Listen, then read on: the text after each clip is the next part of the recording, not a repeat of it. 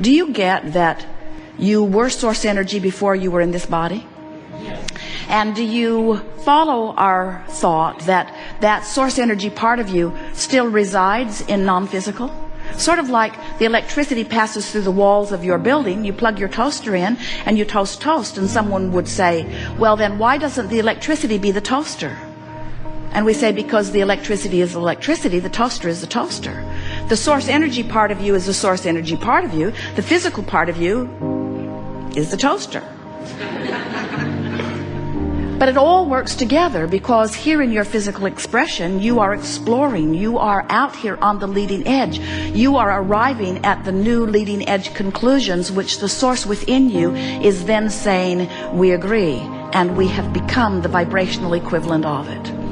You'd have to stand back pretty far in order to know what we know about the creation of things, about the creation of your planet, about the creation of what you call life on planet Earth. But we want you to know everything that is what you call manifestation, knock on wood, physical stuff that you can discern with your physical senses. Every bit of it was vibration first.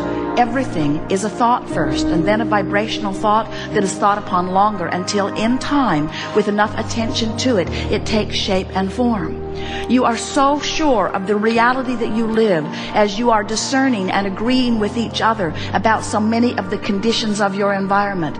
You have divined your time-space reality in ways that you agree. You say, we see this room and we measure it and we come to agreement about how big it is. We know about square footage. We know about measurements. We know about distance. We agree on colors, most of us. We are in agreement with so many things because we are using our physical senses to decipher vibration. And what we want you to try to get your thoughts around, we know it isn't easy because the reality of your physical environment feels so permanent and so solid, so static and so real, but it is all vibration in motion, and it is all being interpreted by you who are perceiving it. What you see with your eyes is only a vibrational interpretation. What you hear with your ears, even what you smell and taste and feel with your fingertips, these are vibrational interpretations. And because you have been doing it for such a long time, and you've been in agreement with so many about it, you have this static reality that is this wonderful platform that you stand on so solidly. And we want you to understand that this reality that you think is so stable and solid is not at all static. It's changing constantly. It's changing and becoming and morphing to the degree that you in your physicalness will allow it to be. That's why we call this gathering the art of allowing. We want you to catch a glimpse of the way your world, your physical world, looks through the eyes of Source. Because when you begin to see your world through the eyes of Source, then you begin to distract yourself, to turn the other cheek, to withdraw your attention from the aspects of your planet and life on this planet that you do not want to replicate and repeat and teach to your children. And instead you turn your attention to the aspects that you do want to hold into your vibration, that you do want law of attraction to respond to. Now, you don't need to worry about law of attraction's response. It is always turned on. The law of attraction switch, always on. Which means whatever it is that you are offering vibrationally is being responded to. But the thing that most of you do not realize is that there are two aspects of your being to which law of attraction is responding. There is the non-physical part of you, which we've been explaining to you this morning, is always non-physically focused. And can you imagine how long that's been going on? And then there's the physical you that's been going on as long as the physical you's been going on, which is not that long. So there is this part of you that law of attraction is responding to, and this part of you that law of attraction is responding to. And what we want you to realize is the larger part of you is the dominant part of you. And because law of attraction is responding not only to who you were before you were born, but hear this, to who you really are as a result of being here in this physical body. Can you get it that this life experience is causing the greater part of you to expand and become? Do you know that that's why you came to begin with? Humans tell a story that is so irrational that goes something like, so Source is perfect and I've been sent here to figure out how to get perfect. And Source has laid down laws for me to learn, and I'll learn them and I'll persevere and I'll reach for the perfection that Source has achieved. And we want you to understand that that source that you are talking about is always within you. You cannot get yourself away from it. You can pinch yourself off pretty good. But the source that is within you is always within you. And you can tell by the way you feel to what degree your thoughts in the moment are allowing the fullness of source or not. When you feel love for yourself or for another, you are a perfect vibrational match to the source within you. When you feel hatred or anger toward someone else or toward yourself, you are nowhere near the vibrational equivalent of your source. And that vibrational variance between who you're letting yourself be and who you really are is noted to you by your negative emotion. Negative emotion, whatever degree of it you're experiencing, always means to that degree you're pinching yourself off from the fullness of who you are. When you allow yourself in your physical human form to ride the rocket of desire that the source within you is riding, you feel passion, you feel enthusiasm, you feel love, you feel certainty, you feel flexibility and vitality, you are energized, you are in love with life. That is who you really are. And when you feel frustration, when you feel overwhelmment, when you feel anger or greater anger, when you feel rage or disappointment, when you feel fear or depression, you are pinching yourself off incrementally more and more and more and more and more from who you really are. And so we want you to understand that the emotions that you feel are in every moment that you are feeling them, whether they feel like love or whether they feel like despair. The emotion that you are feeling is always, every single time, your indicator of your vibrational relationship between who life has caused you to become and who you're letting yourself be right here in this moment by virtue of whatever it is you're giving your attention to. Talk about moment by moment, segment by segment guidance. Talk about always having a bead on who you really are and what you really want and where you said you really want to go. In other words, this is sophisticated guidance that is with you always once you learn to read it. Your navigational systems in your vehicles are similar. They know where you are. They know where you are. And you program in your desired destination, and the system calculates the route between where you are and where you want to be. And your guidance system is the same way. Here you stand, maybe with not enough money, or with a relationship that feels awful, or with a bodily condition that isn't pleasing you or is frightening you. Here you stand in that contrasting experience, sending out rockets of desires constantly for an improved experience.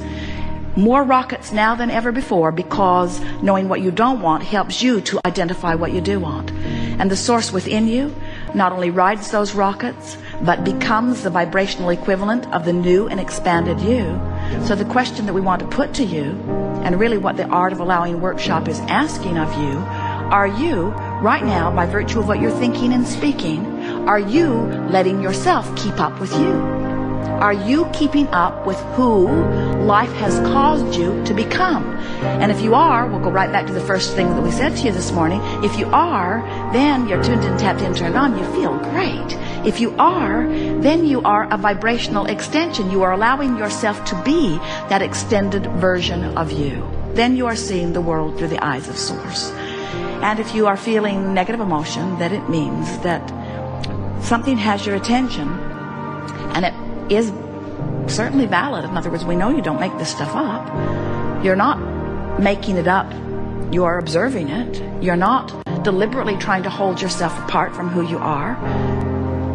But anytime you feel negative emotion, you are nevertheless doing exactly that. You're holding yourself apart from who you are. So, what we're suggesting is that rather than letting an unwanted event train your vortex, train your vibration away from the vortex, train your vibration into compliance with unwanted things, where you just sort of go along with it because it's happening. We want you to be aware that you have the power of focus. And we want you to be aware that when you know what you don't want a little bit, you put its equivalent in your vortex. So when you sort of don't want something, you sort of want something, and that sort of wanted thing goes into your vortex. It's equivalent. It's the specifics of what you do want are equivalent to the specifics of what you don't want, and other way around. So by the time you've built something into this pathway of what you really don't want, you have, without knowing it, constructed a really specific what you do want over here in your vortex of creation. We call this vortex of creation, it's the bounce and the holding place where the evolved version of you is held in vibrational readiness for your attention to it. It's there.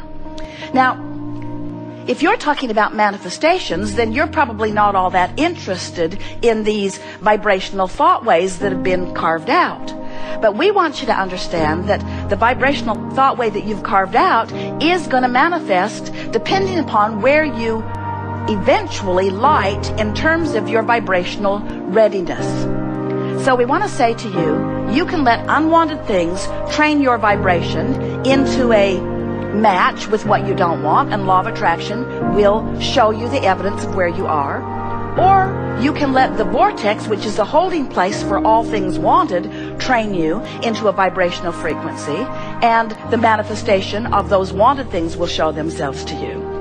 But what we really want, what we really want, what we want more than all other things put together, what we want, Jerry's always saying, Abraham, what do you want? What we want, what we want, what we want, what we want, what we want, what we want, is that you will accept the construction of these thought ways prior to their manifestation.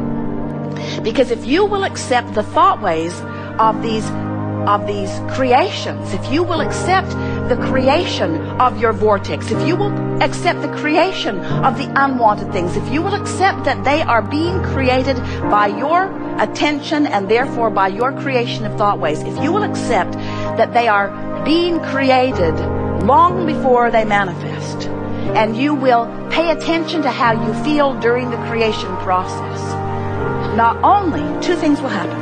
Two really good things. One so much better than the other, but we're in disagreement with you about which one is the better thing. Two things will happen.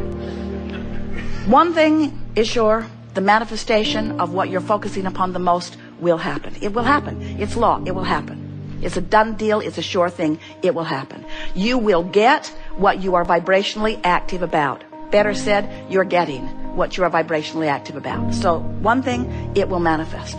But the other thing is, and this is our favorite part of all of this, is that when you accept that this vortex is spinning and that this vortex contains the I know what I do want part of everything that you've been living, when you accept that and you let that vortex train you into vibrational compliance or alignment, then every step of your journey, even before the manifestation begins to reveal itself to you, is fun. It's pleasurable. You're frisky, you're full, you're inspired, you're enlightened. You feel that energy, you feel that enthusiasm, you feel that passion. You feel what a creator feels when you're moving in the direction of who you really are. So we want to remind you that the emotions that you feel are nothing more than, and oh, is it ever important what they are? They are nothing more than your indicator about whether you're moving down a thought pathway towards something unwanted or whether you're moving down a thought pathway towards something that you are wanting. In other words, every time you feel negative emotion, it always means the same thing. You're moving toward unwanted and away from wanted. Every time you feel positive emotion, it means you're moving toward wanted and away from unwanted. In other words, you're the focuser of all of that, period. There is no getting around it. So when you use excuses like it's interesting, or it's happening, it's a world event, and it's happening, and I don't want to be unaware, when you use excuses like, well, I need to be informed, when you use excuses like, well, it's true. When you use excuses like, well, I need to explain it to someone, or they don't get me unless I really get involved, or I won't be taken seriously unless I have a really objective viewpoint about things. There are all kinds of such flawed reasoning, bogus reasons that you use for your explanation of why you focus away from who you are, that we come and get a little rowdy in our explanation that you are the creator of your experience.